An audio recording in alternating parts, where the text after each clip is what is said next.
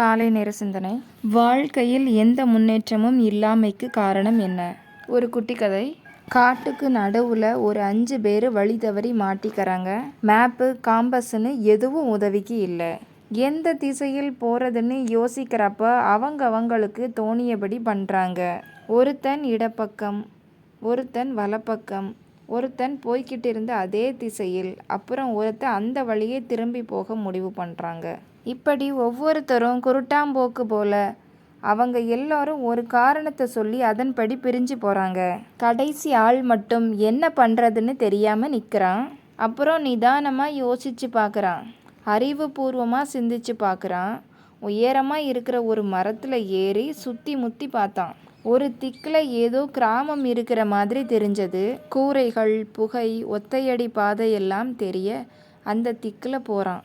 உங்கள் கேள்விக்கு இப்போ பதில் கிடச்சிருக்கும். வெயிட், கதை இன்னும் முடியலை. மற்ற 4 பேரும் என்ன ஆனாங்க தெரியாமல் இவர் மட்டும்தான் டாப்பு டக்கரு பேரு வழின்னு நாம் எல்லாரும் முடிவு பண்ணுறது தான் நம்மோட பொதுவான குறைபாடு.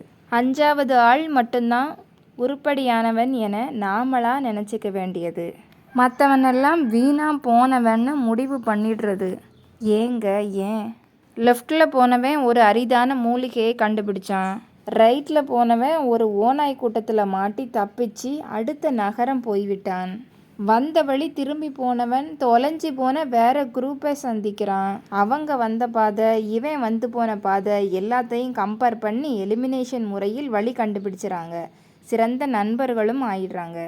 நேராக போனவன் ஒரு கிராமம் வருது. அங்கே ஒரு குடும்பத்தை சந்திக்கிறான். 2 நாள் அந்த வீட்டில் தங்க போக, அந்த வீட்டு பொண்ணை பிடிச்சி போக, கல்யாணம் பண்ணி நிம்மதியாக வாழுறான். ஒவ்வொருத்தனுக்கும் ஒவ்வொன்று கிடச்சிது. அப்புறம் நம்ம ஆள் மரத்தில் ஏறி வழி கண்டுபிடிச்சி அந்த கிராமத்துக்கு போய் தன்னோட ஊருக்கு வீட்டுக்கு பத்திரமா போய் சேர்ந்துடுறார். இந்த பத்திரமா வீடு போய் சேர்ந்ததை மட்டும்தான் நாம் எல்லோரும் வெற்றி, முன்னேற்றம் அப்படின்னு நினச்சிக்கிட்டு இருக்கிறோம். ஆனால் இந்த 5 பேரும் வெற்றி பெற்று உள்ளனர். ஆனால் வேறு வேறு வழிகளில். எல்லோருக்கும் வாழ்க்கை வெவ்வேறானது. இங்கே முன்னேறாதவன், தோத்தவன்னு எவனுமே கிடையாது. ஆமாங்க, நாம் எல்லோரும் ஏதோ ஒரு விதத்தில் வெற்றி கனியை சூடிக்கொண்டே தான் இருக்கின்றோம். முகமலர்ச்சியோடும் நம்பிக்கையுடனும் எழுந்து புதிய நாளை துவங்க இறைவன் அருள் புரியட்டும். நல்லதே நினைப்போம், நல்லதே நடக்கும். நல்ல எண்ணங்களுடன் இன்றைய நாளை தொடங்குவோம். இந்த நாள் இனிய நாளாகட்டும். வாழ்க வளமுடன். நன்றி.